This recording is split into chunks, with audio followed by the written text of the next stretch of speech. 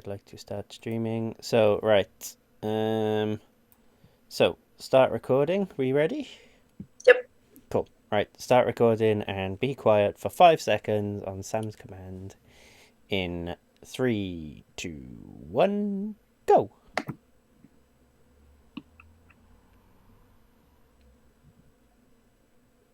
Alright. I made that Should 5 be good. seconds.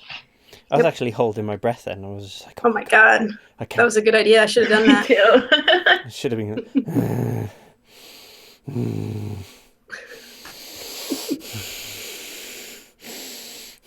Right. Oh, I shouldn't do that. I've got a head rush now. Right. Okay. Let me just gain my composure after that. That was really stupid. Right.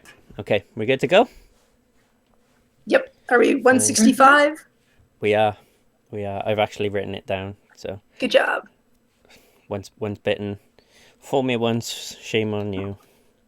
I mean, I think the whole time that you've been hosting, we should have just always said it was like episode 162, just like forever, every episode. Yeah. Just go with Welcome back to episode 162, part 3. it. Yep. Cool. Right. Okay. So here we go. Silence on set. Okay. Hello, everybody. It's Thursday, 28th of September, and welcome to another dimension, new galaxy, in the intergalactic planetary podcast that is Talking Games 162. No, it's not. It's 165. It's 165. If you're watching the stream, that'll make sense. If not, then just roll with it. Anyway, I'm Hugh Parry. Today I'm here with Kelsey Lavati. What's up? What's up? Oh, gangster. And Sam Suvak. Hello, everybody. And that's it. Like, predominantly female podcasts. I mean, you guys really need to watch out because, I mean, first we got rid of Justin and Bobby. Now Matt's gone. Next week, Hugh, you are out of here. It's just going to be just the ladies. Girls? Exactly. Who run the world? Girls? Who run this motherfucker? Well, you know, that's fine. I spend most of my days in work on a team predominantly made up of women, so I'm kind of like an auxiliary woman most of the time anyway. So I'm comfortable with that. I'm happy to hand over the reins to the ladies. It's all good. So yeah, this week we're gonna be answering a good old chunk of listener questions.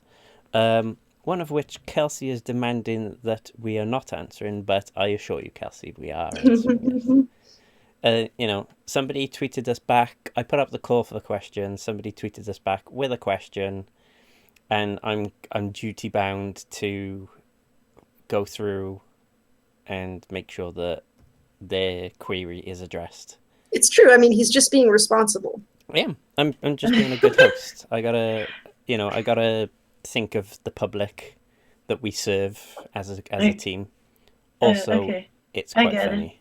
I get it. I feel there's a certain amount of philosophical weight behind that question. So I think it'll be a good dive into the mind of Kelsey Lavati, I think. It's more into the mind of my friends. Yeah, well, don't try and act like you're normal, please.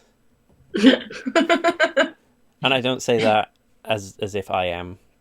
I'll hold my hands up there because I'm a bit crazy myself.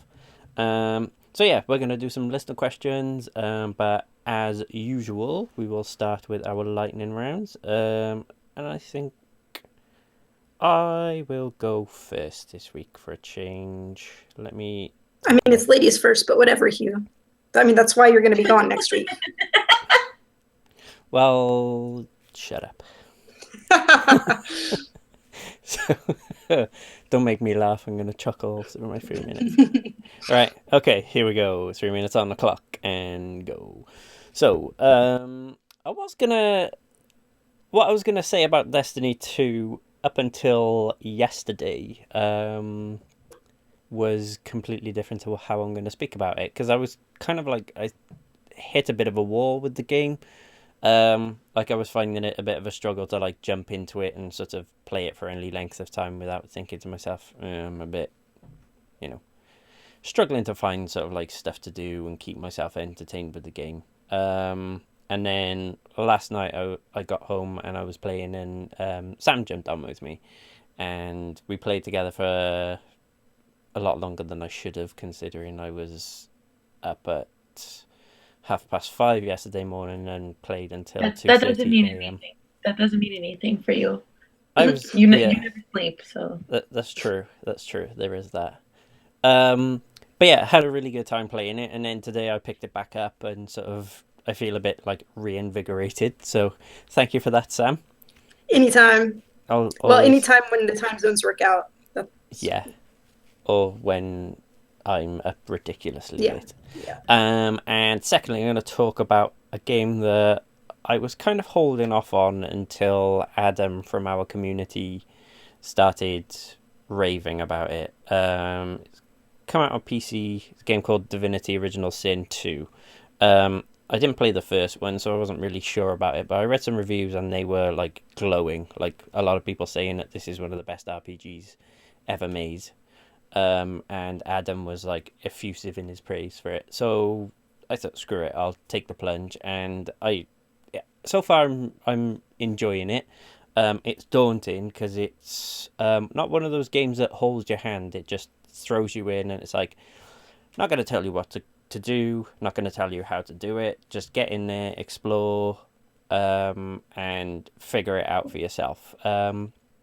And so far it's like really like nice looking world. It's kind of like an isometric like 3/4 view. Tons of sort of like life in the world, loads of different characters to speak to, and this really cool power where when you set your character up at the start, you can speak to animals. So I'm having great fun walking around talking to dogs at the moment. And at the moment I'm trying to find this poor dog's like partner who went missing, and I can't find her, so it's really upsetting me at the moment. So It's upsetting me just hearing about it. I think, to be honest, I think I'll have completed the game once I find this dog's partner. If there's any more of the game after that, then fine, I'll give it a go. But I think it should be called Divinity find the dog, find the doggy, and save the world. But yeah, I'm having really good fun with it. If you've got a PC and you're into RPGs, I think this game may well be your bag. So that is me for my lightning round. Let's go. I'm interested to see what Sam's got to say about her games. So Sam, you ready to go? No, I'm not. Um, so we have a question on there about Fortnite Battle Royale. Are we going to Mm-hmm. do that, and then I can talk about it then and not have it in my lightning round? We can, but so far I think you're the only one out of us who's played it. I've got it. Well, you slackers need to get on it. Well, That's all I've got to you say. should have recommended we Is it played it scary? last night, Sam, and we would have. So I was gonna play it, but then you were playing Destiny, and I'm like, well, Destiny with you takes priority, so I was gonna do whatever you wanted to do. okay, that's fine. Well, So once okay, well, yeah, we'll definitely keep it there, and once a few more of us have played it and we've got more of an opinion, then we'll give it its due once we've Is got... it scary? no, not at all. No, it's like a PUBG, but like more cartoony characters. Yes, So with an element of like, you can kind of say like getting attacked, because like the base Fortnite game is like a fort building, like tower defense, horde mode type thing, and they added in, it just went free to play for everybody yesterday, I think. Mhm. Yep. So it's basically PlayerUnknown's Battlegrounds spliced with the sort of base building elements of Fortnite. So say if you're getting attacked and someone's sort of like west of you, you can spin around and you can just throw a wall up in the way. I never even thought that you could do that, Hugh. I was watching... You've just like changed my world right now. I was watching... Well, to be fair, the level of gameplay I was watching was probably not probably, definitely as far above anything I can do, because I was watching Shroud play it earlier on Steam, and he was basically, if he was getting attacked, he was throwing up 3 walls and then putting stairs in the middle of them, and he basically made himself this walled off little ramp. So he was just like walking up the ramp, popping up, shooting people, going back down. So he kind of like had his own like custom built like little ridge to fire from. That's really cool. So yeah, I mean, he was actually saying that this game's got a lot more to consider when you get into fights than PUBG, because PUBG's sort of like when you get shot at. He was saying it's like, where am I getting shot from? What angle do I need the cover to be? When I find it, he said. Whereas this game is sort of like, where am I getting shot from? Where is there cover? No. Can I build cover? What elements does the cover need to take? Do I need to build walls? Do I need to build stairs, or so on and so forth? So he said there's just like, from a pure sort of like reactionary gamer's point of view, when you're playing it, that he said it's a bit more complex. Like PUBG is very, for advanced gamers like him, PUBG's a fairly simple game. It's sort of like, I'm getting shot from there, I'll deal with this from this angle type thing. So he was actually like, when he was playing it, I think he might actually still be, he was saying it's surprisingly like complex. So I'm actually looking forward to giving it a go. It looks a lot better than I was expecting it to. So, but yeah, Yep. once more of us have played it, and we can have a proper, like, a few of us discussing it, we'll definitely go for it. So Okay, well, it's a lot of fun, so everybody should start playing it. That's all I gotta say. it is cool, and it's free, so Yes, that's the best. nothing to lose. So okay, well, we'll remove that from your lightning round then, Sam. But are you Okay. ready to talk about everything else? Yes, I think so. Good. I don't know. We'll see. Well, whatever. You've got 3 minutes on the clock, and it's sink or swim now. Speaking of sink or swim, I played Depth this weekend. It was a free trial on Steam, and this is pretty much, it's like a Friday the 13th or Dead by Daylight, but it's sharks. You are a treasure hunter, you're scuba diving, and you have to fight off sharks. So there are 4 players that are the scuba team, and then 2 players that are sharks. And like when you die, you can like cash in your treasure to buy new weapons or upgrade weapons. And I mean, it's a lot of fun. I ended up actually buying the game because I had such a good time with it. But yeah, you should definitely check that one out.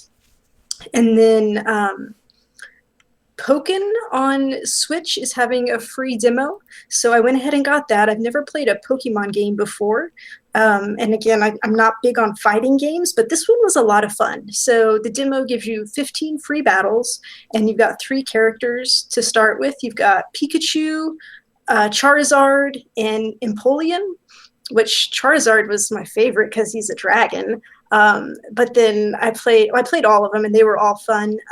Empoleon was just like, he seemed really overpowered to me because I was just killing it with him, and I don't even know how. But it's a lot of fun. You've got fun special abilities, and it's not too hard, for me at least. So I definitely recommend trying that out while it's got the free demo out. And then also this weekend, I got a VR headset. So I was very excited to try that out. It came with a little demo disc. So I got to try Until Dawn, Rush of Blood. And pretty much as soon as I started that one, I was just like, oh my goodness, this is exactly what I wanted VR to be. And I had a blast on it. It was just the demo, but I had so much fun. It made me scream out loud at least twice. So that's the mark of a really good horror game right there. So yeah, that was a ton of fun. I can't wait to buy the full game, which I was kind of waiting. I had this little hope that maybe one of the PS Plus games would be that, since we had a VR game last month, but they were announced today and it is not that one. So I'll go ahead and buy that. I also played Thumper, which was a lot of fun. It'd be a good one, like if you were on drugs, I think. So lots of lights and flashing and good music. And then I was like, hey, let's get a little crazy. Let's try this Drive Club, and that did not go well. That one I was doing just fine up until that, and then I only played it for a couple minutes, and I was like, okay, I'm getting really sick now. I need to stop. So I found my limit. I think what works really well for me is just like Until Dawn, like you're in this little like roller coaster cart, so it's moving you along and you just get to turn your head to look around and see things, and that works really well. When you're actually like moving something yourself, I think that's where I'm kind of running into trouble. So, but Hugh gave me the wonderful tip that I should be chewing gum while I'm using the headset, and so I'm going to try that and see how that works out for me. So yep. Yeah, it's strange because when I got my VR headset, I bought rigs with it, and that is like first person, and it's not on rails movement. It's not sort of like say like Batman VR, which I highly recommend, by the way, Sam. Okay. Is sort of you warp from spot to spot, so you stood stationary, so you look somewhere and it's like move to here and you basically just jump to that position, so there's not constant sort of movement, whereas rigs is exactly that, and you're running around in these mechs and it's very fast paced, and I lasted maybe 10 minutes playing that and I was just like, oh, I can't, I'm gonna throw my guts up. And my friend Richard was saying to me, it was like, have you tried chewing gum? Because he was saying his wife suffers with travel sickness, and she gets surrounded by chewing gum while she's in a car. I was like, no, I just I didn't even know that was a thing. So I tried it the next time I played it, and I managed to play for, I think it was about the best part of an hour, before I basically like called it quits as soon as I started feeling a bit not too Yeah. good. But it works, and I think they recommend that you shouldn't play VR games for prolonged periods anyway. I think they Yeah. recommend sort of like 30 to 45 minutes at the most. But yeah, I'll be interested to see what you think of other games. But yeah, I do recommend getting the PlayStation Move controllers as well, but it's a bit of a extra added cost. But it's for something like Batman VR, it's really good fun because each Move controller, which is in your hands, is one of Batman's hands. So when you're playing it, you can physically look down at your waist, move the Move controller down to your waist, and you can pick stuff up off your like utility belt. So like your grappling gun, your batarangs and stuff like that, and you can physically hold the batarangs. You hold down the button and you do a throw movement and let the button go, and you throw the batarangs, and there's like challenges and there's like little collectibles in the game that you can get. So that's quite fun. But like I said, they're not cheap. I mean, maybe you can pick up some that are used or something like that for a reasonable price. But yeah, That's cool. I'd be interested. We'll have to maybe see if we can find some two-player games to play, because I've kind of like Yeah. my VR headset is sat down by the side of me and I've not touched it for ages because I just kind of didn't really have many games that were Yeah. interesting me anymore. So cool. That'll be our mission. We'll have to find some games we can play together. Yeah. Sounds good. Right, Kelsey, you good to go? There was a big smile. That's what I like I'm to guessing see. that was a yes. Yeah, A smile means yes on I'm hoping. audio. Otherwise, these 3 minutes are going to be difficult. And go. So I haven't been playing much this past week just because I've been bombarded with school. I've been playing a lot of Metroid Samus Returns. Really enjoying it. In the beginning, I found the mechanics to be a bit difficult, and it took some time to get used to, like remembering to switch to rockets and stuff like that, and the way to do it. So I was finding some trouble in that. But otherwise, now that I've gotten more into it, I'm really enjoying it, and I'll be like finishing up my review, so I'll have more like in-depth thoughts. But overall, generally, I really like the game. I'm really enjoying it. I would say it's if you like a standard platformer game that Nintendo tends to push out. I think this is one of their best. So I would suggest if you like that, if you like Metroid, you'll probably like this game a lot. I think it's really good. Yeah, I don't know. I'm really like happy that I'm not disappointed about it. It's really good. I'm really impressed with it. Yeah, I was worried that I was gonna be like disappointed, like because in my head, like I was building it up. I'm like, oh my god, Metroid on the 3DS. Could it get any better? And I was worried it was gonna suck, but I'm genuinely impressed with it. And I've also been playing Night in the Woods. I think I spoke about it before I went on vacation. I haven't played much since then, but I'm still really enjoying this game. I love the character May. I really enjoy how complex she is, and I think it's a really cute game.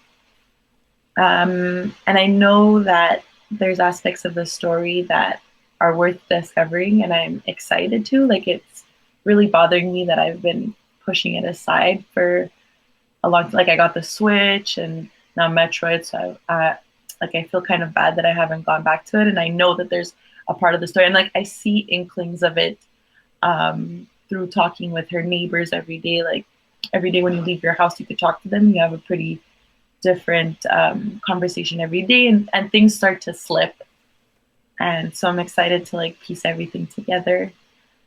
And other than that, like just Splatoon between procrastination is what I've been doing, and that's it. I've just been bombarded with homework. I don't envy you at all there.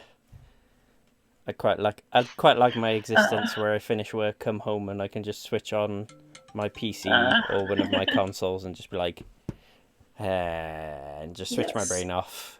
And like, no, homework is the best. I like reading. I do really like reading. It's like another pastime that I enjoy. But I find like when I'm forced, and I can't. Like right now, reading Midsummer Night's Dream, and even though it's a fun play, I'm just not having any fun.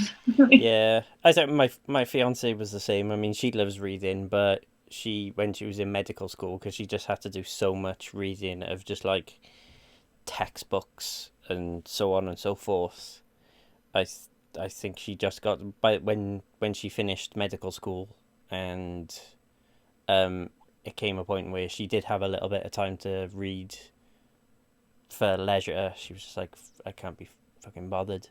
So she's only just got back into reading again, and this is like she's just started her second year after like out of school as well. So like I had to read Lord of the Rings these past 2 weeks, and I like just there's I was reading and I'm like, you know what? There's some parts of this book that can leave. They don't need to be here. It's such a long book to get through. It's hard to ridiculous. read Like through all of that. the whole thing with like I love the chapter, but when you think he was just like this is superfluous to the story, like the whole bit with Tom Bombadil, I'm just like, why is this here? It's fun. Why four chapters with Tom? It's Why? 4 chapters. Oh Jesus. Okay. Well, he didn't make it into the movie, so they had to make sure he had a big role in the book. I mean, basically, he knew ahead of time how that was going to play out. Short people and the giant who sings getting fucking baked and singing. That's basically what those chapters are about. But the story doesn't really go anywhere. So we can kind of segue off that into who was it who put this new story on the doc about the company? It's the person who has to do homework and would like to not have books. Okay, well, do you want to take the lead on this one, Kelsey? Yeah, well, I sort of just wanted to open up this discussion because I found this article on Kotaku, and it's a Texas CEO named Andre Thomas, and his company Trizium, where they have been making games to help. Like their principal goal is to replace textbooks essentially with games, and they've been testing them on the Department of Visualization at Texas A&M. And it's interesting because the aspects that they were bringing up, they were saying how like pilots need to do like simulators to be able to fly, like to know how to fly a plane or to be comfortable enough to fly a plane. And so they've been creating games where like they made one called it's a calculus game. It's called Variant Limits. And it, like, even though I personally don't like math, like I think it's really cute. And so I wanted to ask a question, whether or not textbooks replacing video games is a good idea. Reverse that, video games replacing textbooks. Oh, yeah.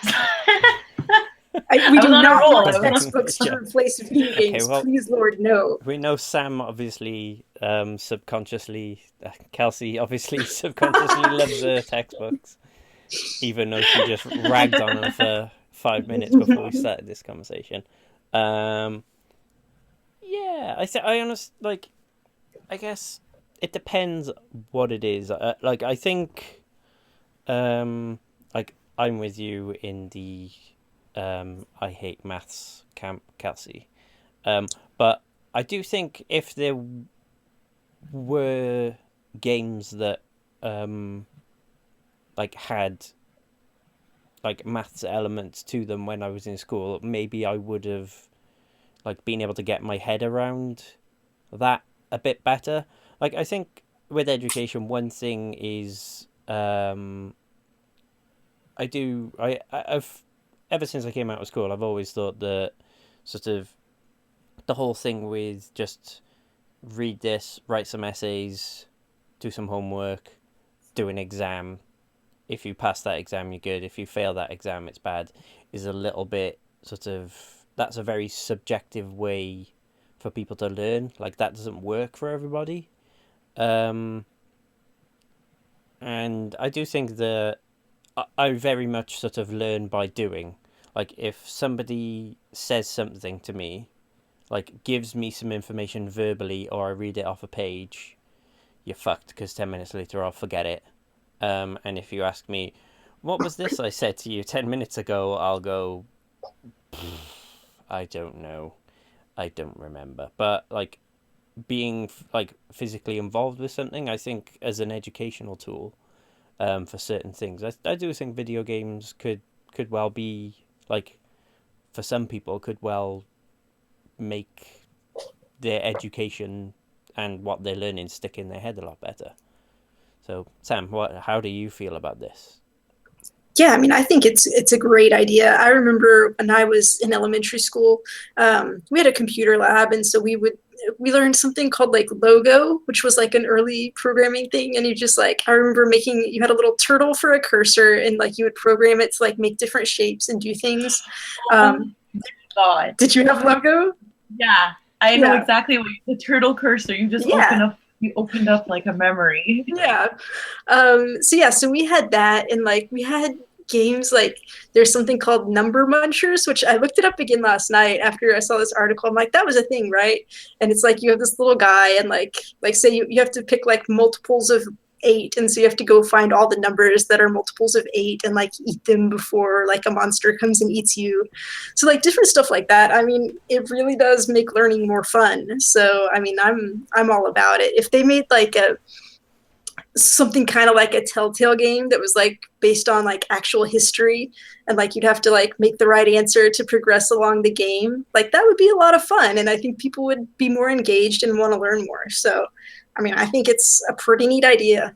So yeah, and judging from the article, it's being done by a guy who, like, this is a former like bigwig at I forgot to mention that. Yeah, he works for EA. Yeah. So I mean, this is a guy who has like a lot of experience in the industry. So if he's pretty well placed to at least get the video game side of it right. So yeah, I do think nowadays it's good to try new things, and if it helps people who aren't like academically, when I was a kid, I just wasn't particularly motivated. Like now I enjoy learning things, but when I'm 15, all I wanted to do was play video games, play sports, and look at girls and giggle about girls. Because So that's pretty just, much just like today. yeah, basically. But now there's like one girl who decided she wanted to be with me for the rest of her life, which is really weird. Bless her. Um, so yeah, I if I went to school now and they were like, play this game, it'll teach you some maths, I'd be like, okay, cool, I'll play it. But I do think it would help just because, like, in terms of what children enjoy um, with their fun, I guess they could say it's more technology based, and they don't enjoy like physical toys as much anymore. Like Mm-hmm. they're able to establish that it's sort of dated in their head, and they understand like programs and apps and stuff like that more than we do even at our age. Children understand them more and are able to pick up on cues faster. Like I mentioned that I don't like math now, but when I was in elementary school, I played Disney's Math Quest with Aladdin, and it was one of my favorite games, and it taught me a lot. And I played through the entire game because I wanted to see how the game ended. And so I think, in terms of like education, by taking that interest that children have in technology and iPads and games and stuff like that, that they see their parents on their phones and they also want to be on their phone and like reading or whatever, using a story base will keep kids interesting. Because even when you do a job training and you are playing like a quiz, but it's boring, it's not fun, and I think integrating like a story aspect to keep people motivated to get to the end, I guess you could say, um, is an easier way of keeping people engaged and wanting to pass levels and advancing and Yeah, learning, I guess you could say. yeah, that's a really good point. Yeah, like kids these days are like, my fiance's nieces was using an iPad like when she was like 3, um, and they could even do things like when they're like, these games could be their homework, especially for younger kids. Exactly. Like I look at how much like, And maybe make them enjoy homework. yes, Like like I look at no how no kid does. much work, like you guys call them kindergartners, we call them primary school kids, like kids before high school age, the amount of homework those kids have got to do these days scares me. Like I didn't have homework when I was like, I didn't have homework to take home with me until I was in high school. So I just think, like you say, Kelsey, with how kids are these days, making it fun for them and less stressful, to have like all this pressure to do these things at home, um, would be a cool idea. And you could even, like, if the programs are written and they make sure that the tablet or whatever it is connected online when they're playing these games, they could upload like their scores and so on and so forth directly to the school, and they can just monitor the kids, and the kids might not even know they're being monitored. It would, that's a, Well, they have, the parents have to know. well, yeah, obviously, yeah, okay. Hugh wants to be Big Brother. I He's mean, keeping an eye on everybody. as in, like, the kids, obviously there's the permission from the parents. That was implicit in what I was saying. I understand that. Jeez. Okay. Right, okay. Let's kick off with this listener question. This is from Kate, who is at Kate is a Geek on Twitter. She says, "Good afternoon, folks," or morning or evening, or if I didn't see you, good night. She didn't write that. I'm just like filling in the blanks because you might be listening to this at a different time of day. My question for this evening's podcast: what drew each of you to the talking comics / games community? I know Bobby has been the lead for this amazing community, and thank you for building such a wonderful place for people to share their interests. My first introduction to this community was through Talking Comics, but I quickly started listening and following other programming. Thank you again for the years of podcasting and community building. Sam, why don't you start us off on this one? Okay, so a few years ago, I guess maybe it's 4 or 5 years now, I don't know. I started getting into comic books. I'd never really read any before, and I'm pretty sure I read Sunstone, and I followed Stephen Sage on social media, and he had posted about like a podcast. It was I think it was like a Bitch Team Alpha. They used to have a podcast. And so I listened to that and I was like, this is pretty cool. I'd never listened to podcasts before. And I had it in my mind that I really just didn't like them. I'm like, I don't want to listen to people talk. That's horrible. But I liked that one. And so I was like, hey, let me see if there's more comic book podcasts out there. And so I just like did a Google search, and Talking Comics was one of the ones that came up, and I started listening to it, and it was one that just really hooked me in. I really liked all the people on it, and it was just a real engaging show. And I mean, I was hooked from then. I started listening to Talking Movies, and then I mean, it was much later when Adventure came along, and then I didn't move over to Talking Games until Bobby made the switch, and that's when I started listening to Talking Games and changed the way that I play games, and actually became like much more of a gamer. I had to buy my PS4, and just it's been all downhill since then. But yeah, it was the comics that brought me in as well. So cool. Kelsey. Mine's pretty similar, actually. So the video game website that's based in Montreal, Girls on Games, they also had a podcast, and they would like announce it on the rock radio station here in Montreal, show 97.7. And so one day I just decided, I'm like, oh, you know what? I'll listen to them today. Like, I was bored at work. I never even heard of a podcast before. Like, I had no idea what it was. I'm like, oh, it's on my phone. Wow, how funny. So I went to go download it, and then I listened to it. And so I was like, like, this is really cool. I want to listen to like more geeky podcasts led by women. So I had Googled it, and the Misfits came up, which was one of the podcasts from the Talking Comics. It was led by Stephanie Cook. And so I listened to that. And then at the end, when she was saying, we're part of a whole gang, Talking Comics, Talking Games, whatever, I was like, oh my gosh, like, wow. So then I subscribed to Talking Comics, and then Talking Games. And then eventually I had joined up on Girls on Games, and that gave me the confidence because I was speaking on their podcast a lot. And so I started getting used to talking on the internet and being less nervous. And so when Talking Games was saying like, oh, it's our 100th episode, like you can call in, I was like, okay, I've done this before. I could do this. I could talk. And so I did. And then I was asked to come on. So that's my story. Oh, and I wrote a little bit for the Talking Comics website.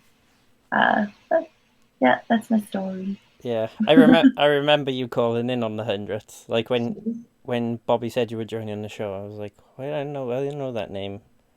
Why do I know that person? And then Bobby was like, yeah, she called in before. And I was just like, holy crap. I was like, she seemed quite cool. I hope I lived up to the secret conversation. But... you're still under evaluation. I'm joking. I'm so I'm joking, Kelsey. Yet another reason why Hugh is out of here next week.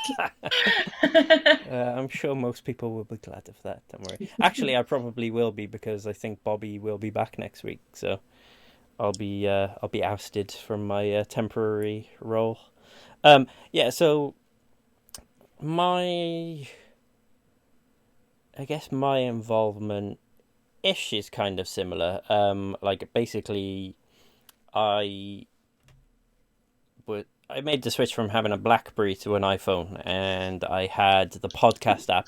Don't laugh, I fucking did the snob. same.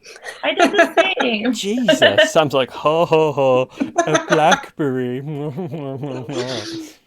when one has always had a touchscreen phone as opposed to one of those weird rollerballs that always stick I and used to have a get flip gunky. phone. I had one of those car phones that you had to like plug into the car, and it was like the size of a regular house phone. Like Good Yeah. and Gecko.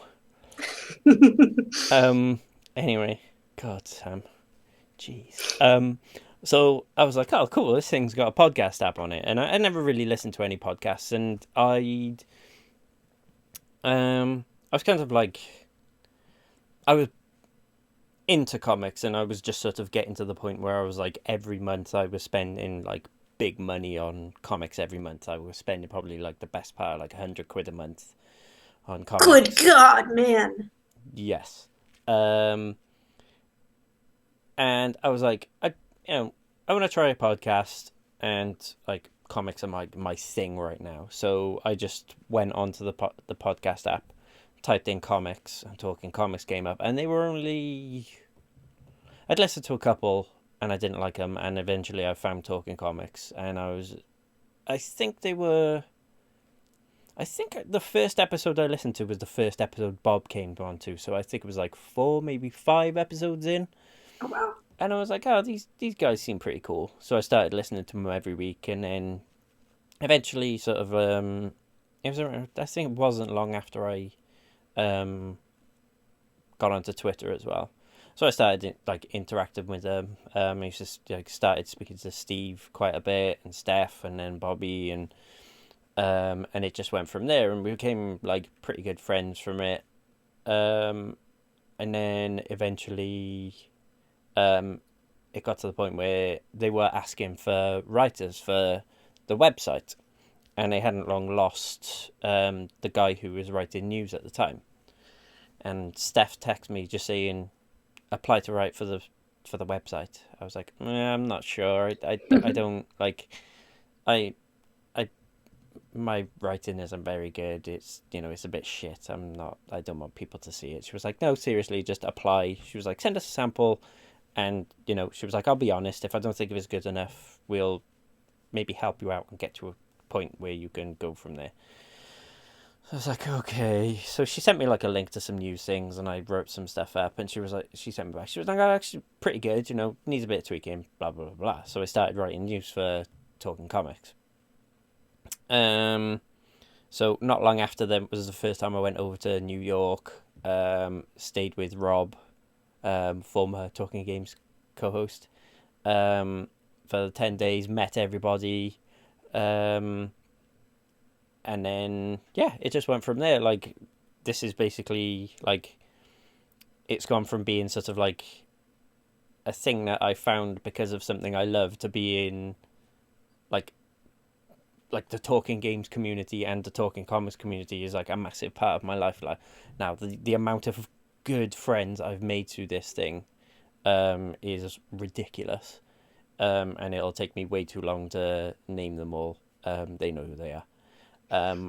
And like, it is an amazing thing, and it's just like this sort of, it's now like this self-perpetuating beast that just sort of like, and it's still like bringing new people in, and like our Destiny clan sums it up. Like, we've got 27 people in our Destiny clan, and we're just like, every time I'm playing now, I'm just seeing like XP just like popping up on the side of the screen all the time, and it's just like, it's amazing. And it's like, everybody who I interact with through this thing is awesome. So it's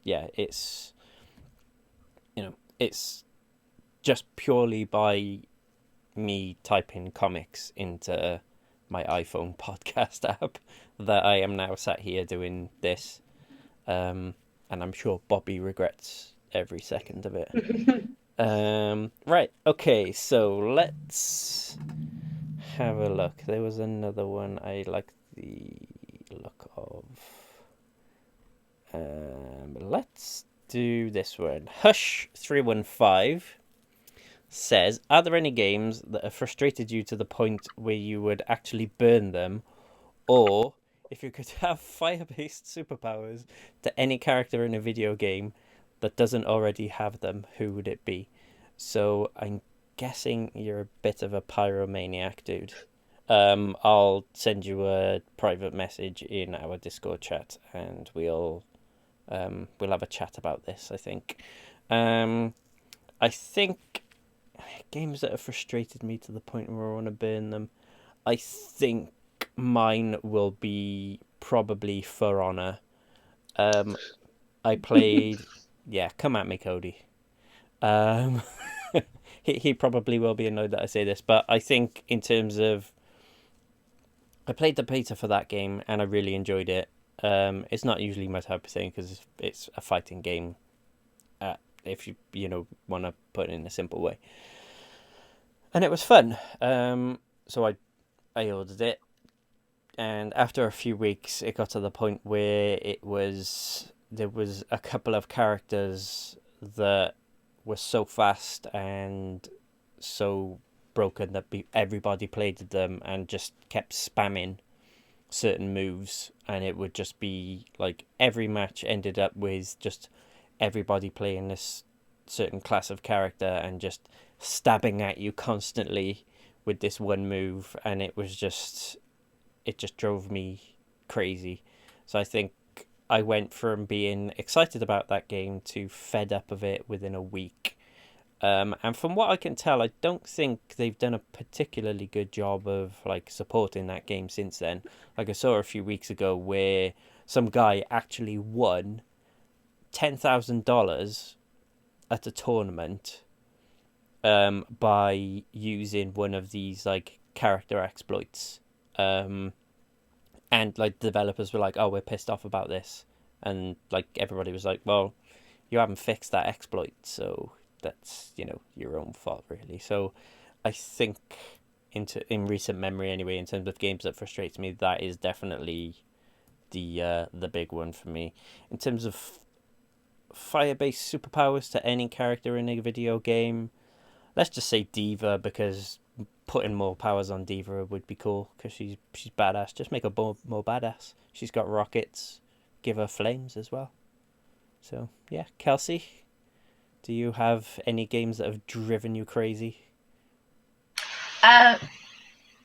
It's more like I think games drive me crazy, and then I just don't finish them. But it's not that I don't want to burn them. I'm just lazy. Fair enough. To this day, I am still very angry about. It was in the early 2000s on the Xbox. It was a Dragon Ball Z game. I don't remember which one. It was one of the ones that came out then. Okay, it was a fighting game, and it's not because the game itself was frustrating. It was because I didn't know how to play video games, and my cousin who owned the game was obviously 20 times better than me and knew all the cheats and used to destroy me. And so if I could go back in time and burn that game for 8-year-old me, I would, 100%. Yeah, that sounds like the type of thing that it's playing a video game with a friend where they're that much better than you, but they do it by like nefarious means. That is one thing that like can just make your blood boil. Do you have anything that I can't imagine you getting angry, Sam? Like, I feel like you would probably more have a stern word with a game that annoyed you. Well, if you're familiar with my Lady's Choice video on The Crew, I think you would know that burning the game was like the least of the things I wanted to do to that disc. I was so angry at it. But yeah, that was definitely one that I would destroy by any means possible. Yeah. As far as fire-based superpowers, I was thinking like PUBG would be fun to just be able to like, you don't even need a gun, you just like shoot fireballs from your fists, and that would be a fun ability to have. So, Kelsey, you didn't say who would you give super fire powers to? I'm not sure. Because all the games I like to play, like they're oftentimes like in space or Nintendo. So like Fire fire. Nintendo does not allow fire. Fire doesn't work in No. space.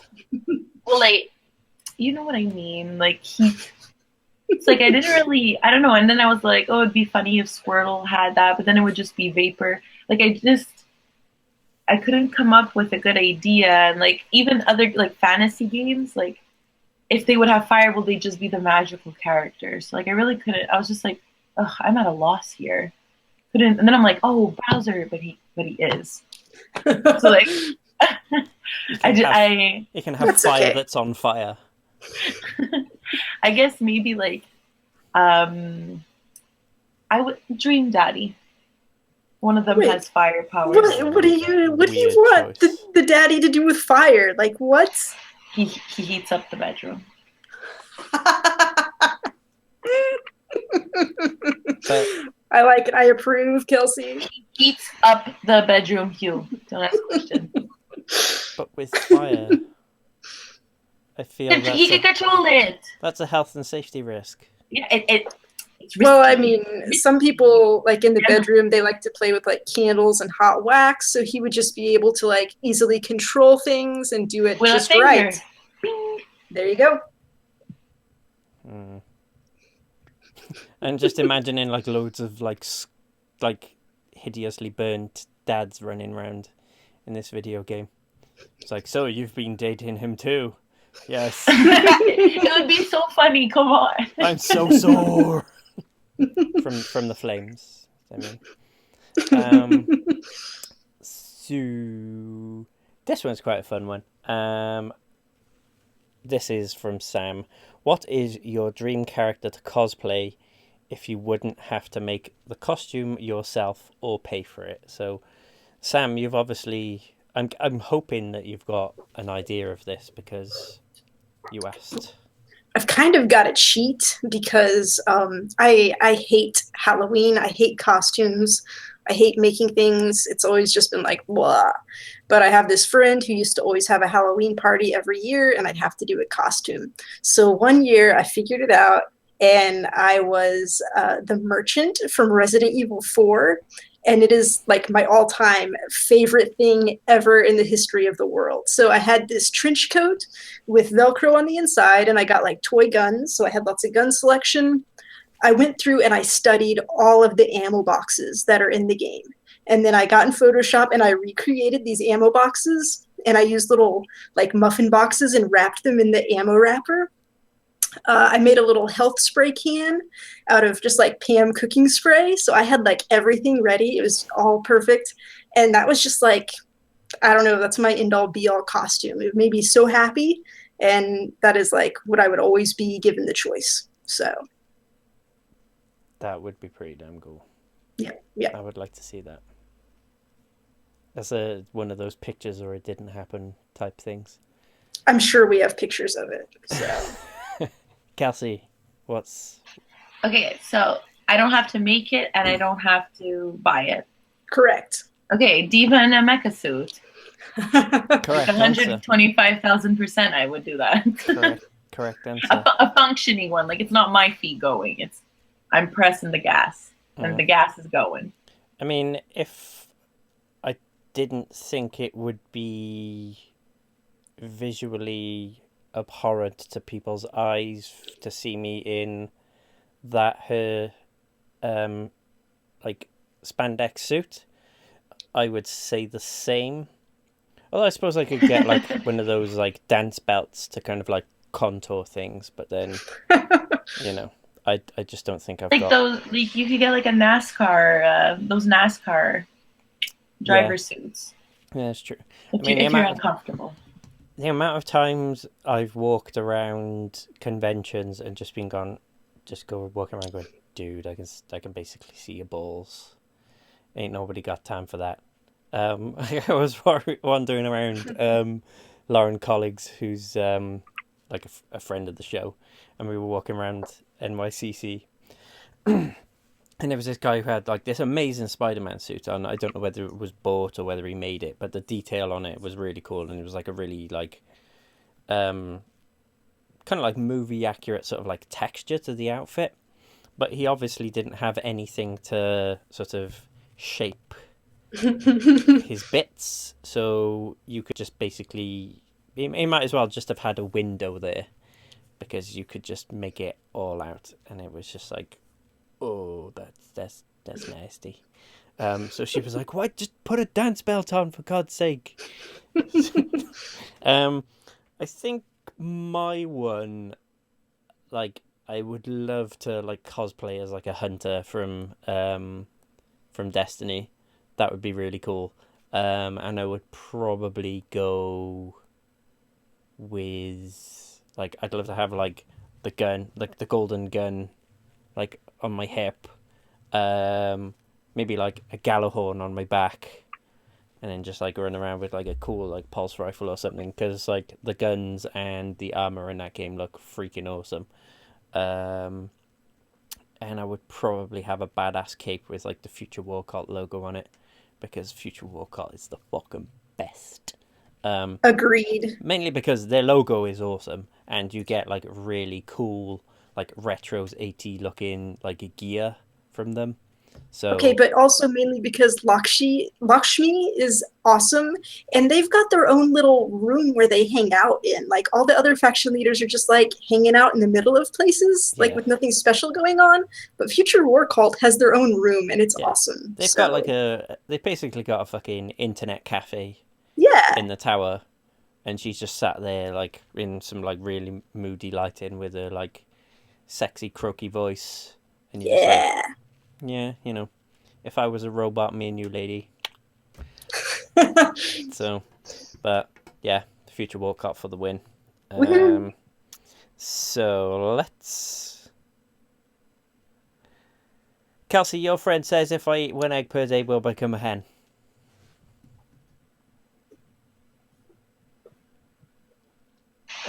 I, like, if anyone was wondering why things that I tweet randomly, Yes, this is my friend. this is we share regularly via the Talking Games Twitter with the hashtag Kelsey tweets. So people are probably aware. All right, so what is the answer, Kelsey? There needs to be an answer. Yeah, she becomes a hen. I feel like it's kind of like the evolutionary question of, it is the what came first, the chicken or the egg, type thing. So that has nothing to do with humans turning into hens, Hugh. But the egg always comes first. That's not the question. Yeah, it is. She's got to eat the eggs to become a hen. So the egg has to come first. Jeez. Hey. So what else? I would basically assume that, Kelsey, your friends are egg enthusiasts. I feel like this person, as are most Canadians. I feel like your friend needs to get back in touch, and like I'm open to discussion. Like I love eggs. So does she prefer like fried, scrambled? Does she like a good omelette? I will ask her right now. Wicked. Okay. Tell her to follow me on Twitter, and we'll talk about some eggs. So I hope that we've adequately covered her question, and if she feels like she's got an egg related problem, then please speak to somebody and get professional help. But you can't really eat too many eggs, I think, anyway. So Cody says, what is the most fucked up thing you've done to play a video game? Did you skip out on a date to get a few more hours into a game? I'm guessing the second half of that question, Cody, is maybe you speaking from experience. Actually, I have a little detail on this question that Cody told me it was okay for me to share on air. So basically, his actual example of a fucked up situation is one time he and his sister were playing Pokemon Go, and it just so happened that there was this cemetery that had like 4 Pokestops in it. Or I don't even know how that game works, but there was stuff. So there were like a ton of Pokemon to be caught. And so they were just like driving around this cemetery catching Pokemon. And then when they got done, they were like, this feels bad. We should never do this again. So that was his experience of what he's done for a video game. I think the more fucked up thing was the fact that he was playing Pokemon Go and driving whilst playing it. That's completely against... Oh my god, I didn't even think about that. I owe him another lecture. This is ridiculous. That is Cody, you really need to reevaluate your approach to life. Like, they even tell you at the beginning. If there's, are you the driver or the passenger? Let's give him the benefit of the doubt. He was with his sister. Hopefully his sister had the phones and was handling it while he was driving. Because, I mean, he is responsible. And he should know better. And also the movement in the game. Like, doing that, like, it's cheating. Like, the game thinks you're going further because you're in a car. Like, I can imagine just cruising around at like 5 miles an hour, just like, okay, wait, yeah, it's registered, we're moving. Like, just climb over the fence into the cemetery. It's fine. Like, they're all dead. It doesn't matter. It's fine. Just don't step on any of the graves. They won't come back to life and haunt you and eat your soul. And everything will be fine. Just don't like, desecrating a grave is less of a crime than cheating at a video game. Wow. Wow. Spoken from Hugh. Let that go down in history. Wow. I have never desecrated a grave. Let's just say that. But have you cheated on a video game? No.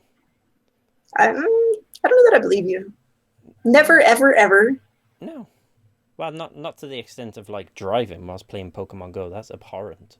Like that's exploiting. Like I've done, like everybody's done up, down, down, so on and so forth. Well, that counts as a cheat. So you have cheated at video games. So it's in the game. It's in the game. It doesn't count. Hey, man. It's there to be used. I've never played Pokemon Go, but I assume it's there to be used in any way you can. So let's all right, let's answer this question. So guys, have you ever done anything horrible to play a video game? I've spent way too much money. I think that's the main one. Nothing really. I mean, I don't think what Cody did is particularly like fucked up, really. No, I can't really think of anything other than just sort of go in. Like earlier this year, I kind of went to myself, I really need a gaming PC to play PUBG on, and then a few days later I was like nearly £700 poorer, and then built it, and yeah, so, you know, I think the most fucked up thing is my stupidity and lack of restraint. Mainly. So, Kelsey. I don't know. Nothing really too crazy. I mean, last year I was playing this like dating, like love simulator with like anime boys, and they were persistent. They texted me all day long and called me. And if you don't answer them, they get angry, and then you can't fall in love. So I'd be at work and my phone is ringing, but it's the game, and I have to listen to what he's saying to me. That sounds like the most horrible game ever. That was a horrible idea to play that game. Say, it sounds fairly life accurate to what boys are like to me. Good God. And I wanted a specific boy, okay? And he was hard to get. And those moments were cherished. And so the game was always on. I had to answer. I'm like, oh my gosh, he texted me. I need to like answer him right away and pick an answer. But then, of course, you have to read the whole entire conversation that comes after that. But you answer the correct answer. So he's like, wow, she cares about me. So I was very devoted to this game. And I had it on at all times. And I was always playing with it. And occasionally this was at work. So I don't know if that's bad. That's really bad. I cared a lot. Yeah. I cared a lot. It's kind of like that episode of The Simpsons where Lisa gets addicted to that phone line. And it's like, here are some names that rhyme with Corey. Glory. Haven't you seen that one? Where she racks up like a massive phone bill phoning up like that guy's phone line. I feel like it's kind of like a real life equivalent to that. So. Also, remind me to block your number, Kelsey. Why? I answer the phone calls. Oh, okay. Oh, I didn't call them. That you play hard to get, Hugh. okay. Okay. Well, I don't know. That's See, why the we've game already was hard, established because that they were hard. Yeah, we've already established earlier in the show that I'm not very good at these things. That's probably why I'm the only person ever to see the game over screen in Dream Daddy. Wait, I didn't. That was joking. I still haven't finished it. I need to. No, yeah, me too. There's quite a few games I need to finish, but it's going to be a busy end of the year with things like Mario and Battlefront 2 and oh god, Battlefront 2. I'm so excited. I'm so excited. Oh, you're getting Battlefront 2, Kelsey? Oh, me and you, girl. Yeah, 100%. We're gonna have a Star Wars party. Wait, are you still getting Destiny 2, Kelsey? Or are you just gonna skip that and go straight to Battlefront? Just asking. I wanted to get it, but like I don't. But Star Wars matters like, more is the correct answer. Star Wars matters more to me always. Yes. Fair enough. But the thing is that I already don't enjoy like first-person shooters or like shooters as it is in general. Yeah. Overwatch won my heart.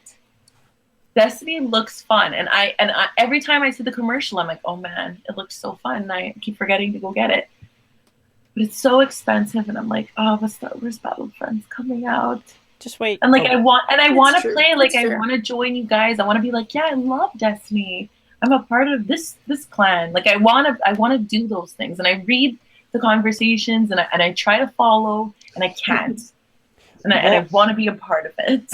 How it's going to go, Kelsey, is that there will come a time, maybe, 6 months down the line, we're all feeling a bit jaded on Destiny. And Destiny will go into sale, you'll buy it, we'll all start playing with you, and you'll reinvigorate the game for us, and you'll rescue Destiny too. That's me predicting the future. I hope. We'll see. That's my motivational speaking for today.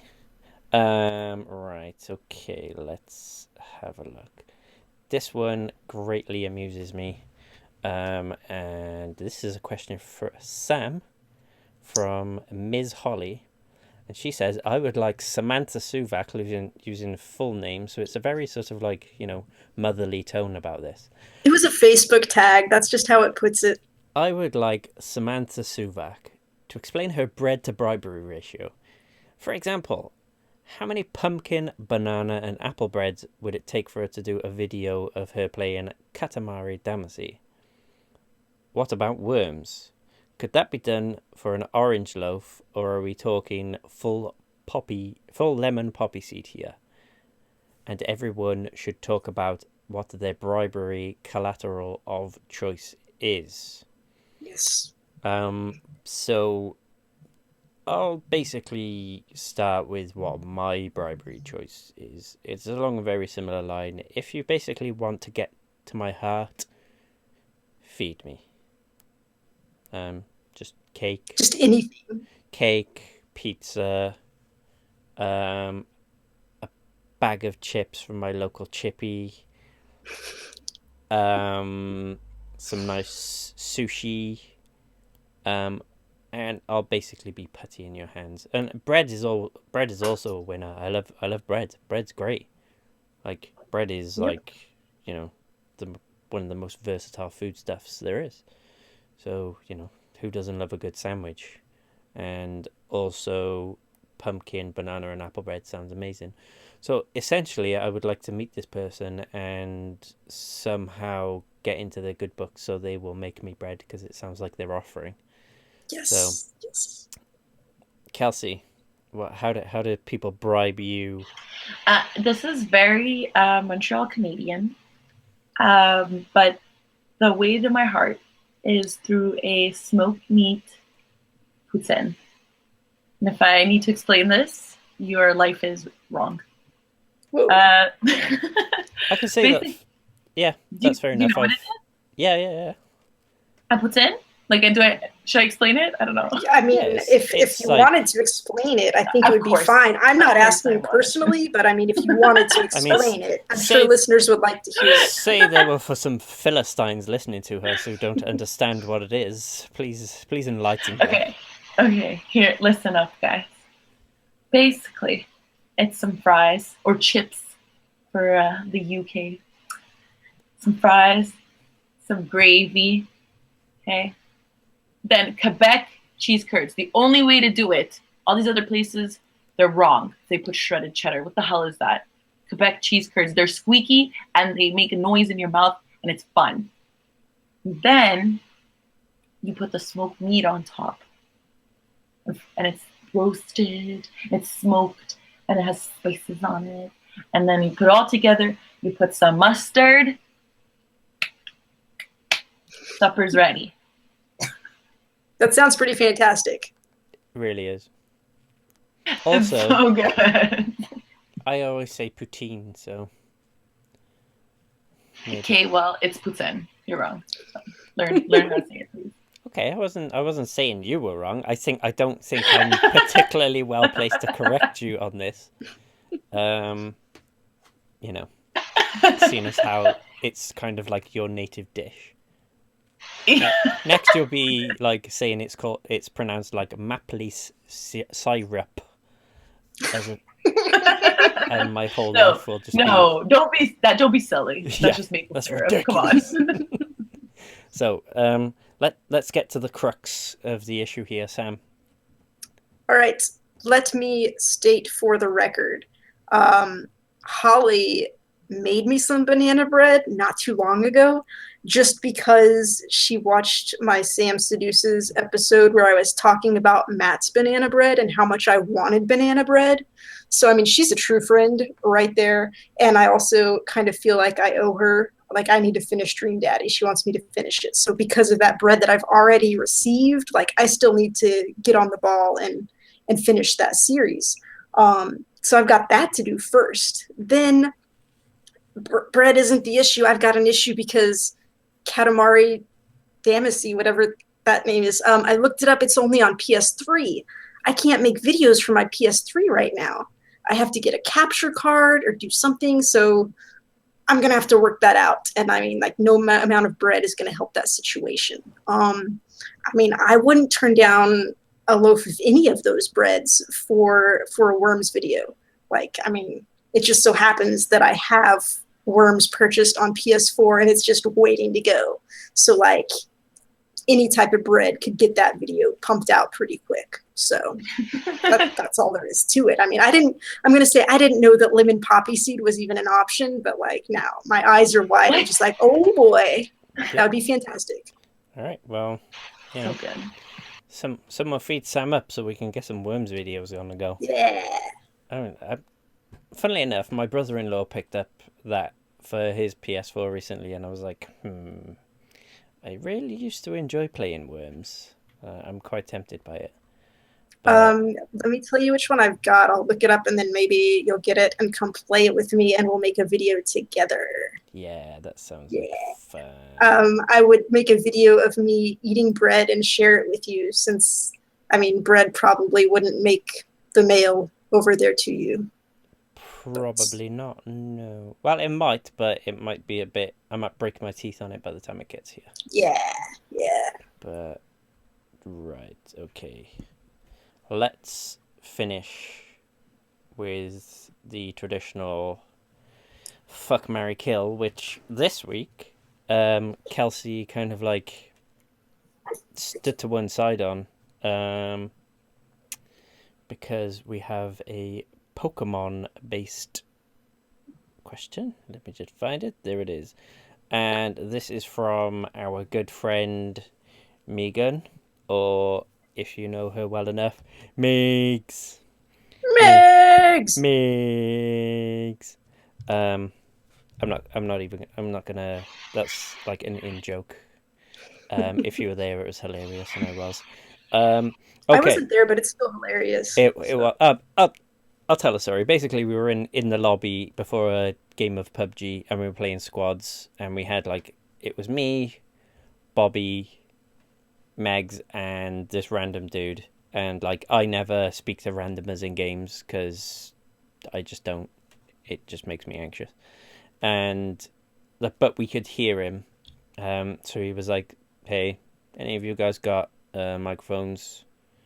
I mean, I was just like, I'm not speaking to him. I don't want to speak to him."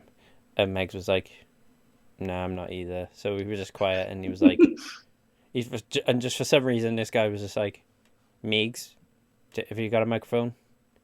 Megs, Megs, Megs, Megs, Megs, and just kept on going, and we were all just like absolutely like, I was in stitches, and I think I remember right, I ended up dying because I was still laughing when the game started.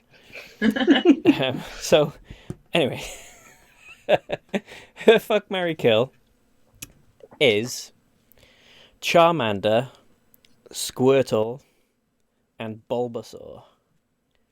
So, let's go to the. I feel like Kelsey is the alpha Pokemon fan among us all. So let's start with you, Kelsey. Okay, killing Bulbasaur. Sorry, Cody. Sorry. Oof. I am fucking Squirtle for obvious reasons, and he has to have. Wait. What are the obvious reasons? He's water. He's wet.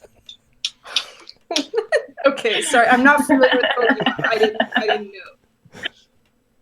And he has to wear his Squirtle Squad glasses because he used to be the leader of the Squirtle Squad. Yeah, So they're really angular though, so just be careful. And then I am obviously going to marry my one true love, Charmander. I love him so much. And those are my choices. In a heartbeat. I didn't even think about this. I love them so much. Yeah, Charmander and Squirtle. Me and you are in agreement for much the same reasons. And I'm finding this is a recurring theme, which is worrying. More for you than anything, that your mindset is similar to mine. And ain't nobody got time for that. Yeah, Bulbasaur is just a bit... like, I can imagine him just being a bit slow and boring. Squirtle, like you say, with my depraved mind, I did think, wet. And as you say, Charmander, a little cutie. Like, who would want to spend the rest of your life looking at that little bundle of joy in the corner? And you don't need to give him fire powers. So there is that. Exactly. He comes preloaded. So there's that. Sam's just shaking her head in that. I feel like, is there a lecture coming, Sam?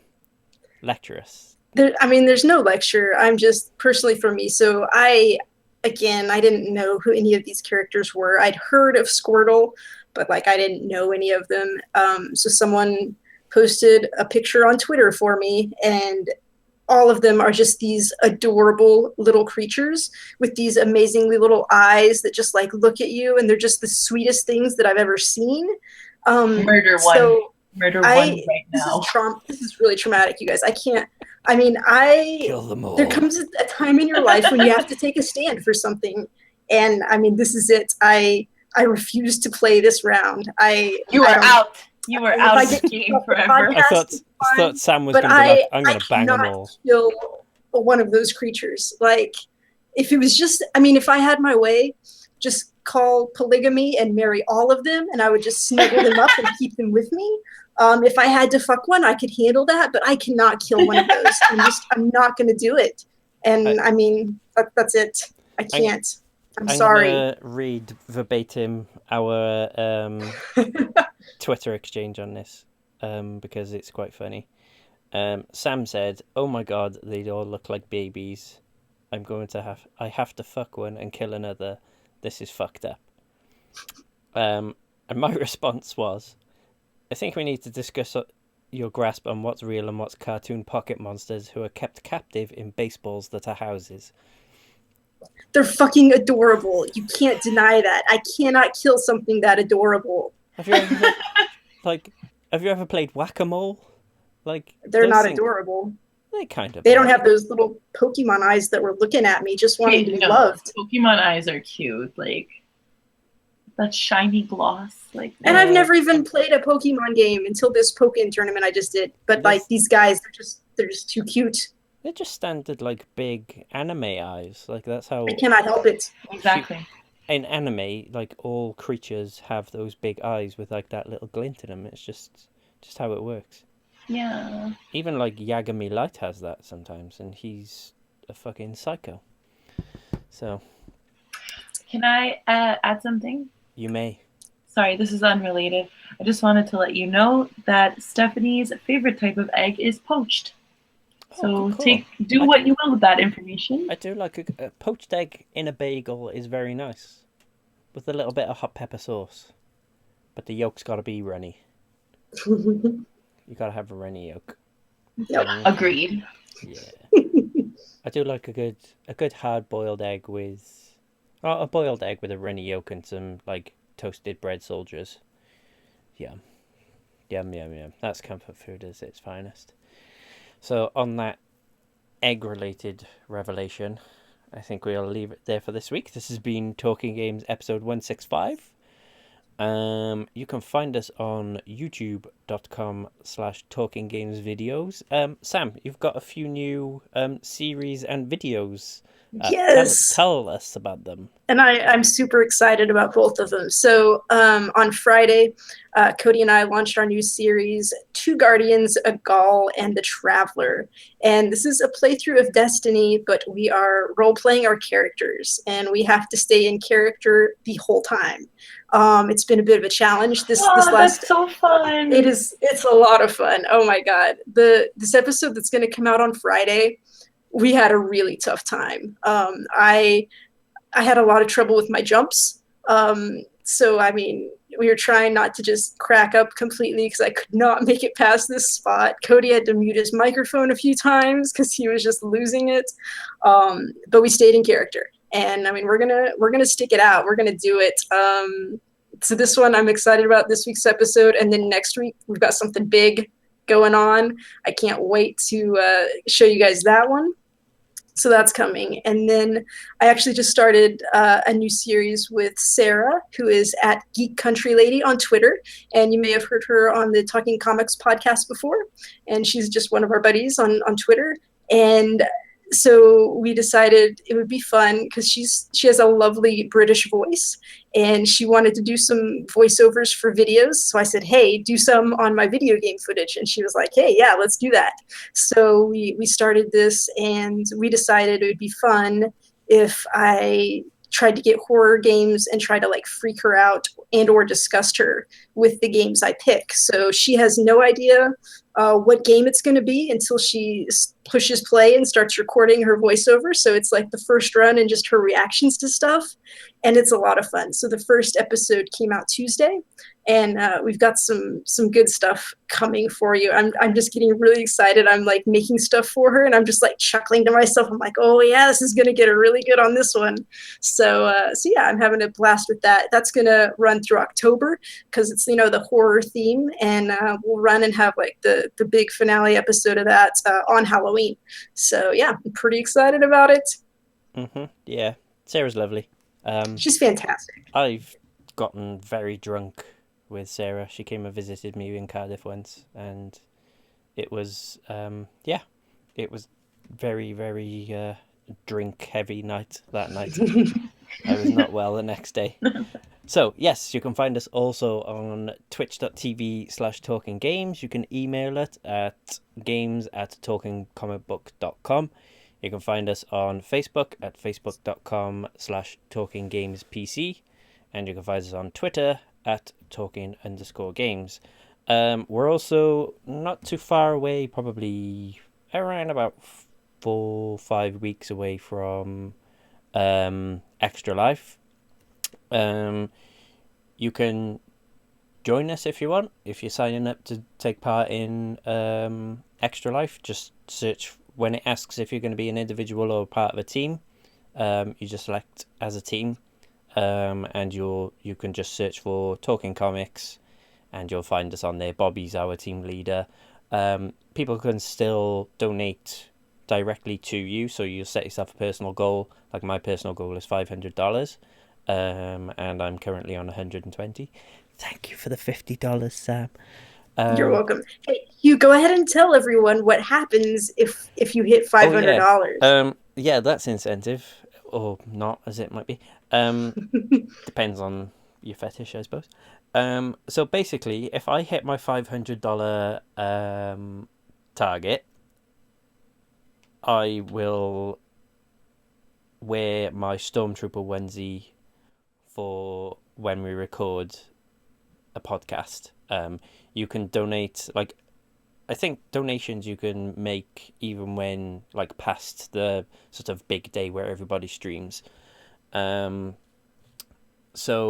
if at any point I hit my $500 goal before they stop taking donations for this year, then I will wear my Stormtrooper onesie for the live stream of the podcast.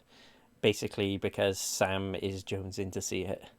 I really want to see it, you guys. And I suppose maybe if I hit sort of like 10-15% past my goal, maybe I'll podcast in my Spider-Man onesie as well. Oh my, this is exciting. I didn't even know that was an option. And if I double it, I'll podcast naked. All right, guys, don't give him too much though. Just give him a little. We don't need to go too far here. Yeah, well, I want people to be sensible, so that's why I said it. So yeah, try and keep it around the $500 mark for the sake of good taste. So I think pretty much you can go on extralife.com and just search us by name, so you can search for Talking Games, and you'll find our roster, and you can just pick somebody who you want to donate. Again, is the team Talking Games or Talking Comics? Talking Comics. Sorry. Okay. Yes, search for Talking Comics on there, and you'll find us. So that's it. You can find me on Twitter at H_Paz. Kelsey. Kelsamus, KELSSAMUS. And Sam. At SKSUVAK. Lovely. Okay. Thank you, Sam. Thank you, Kelsey. Thank you. And thank you to all of you. Until next time, be good to one another.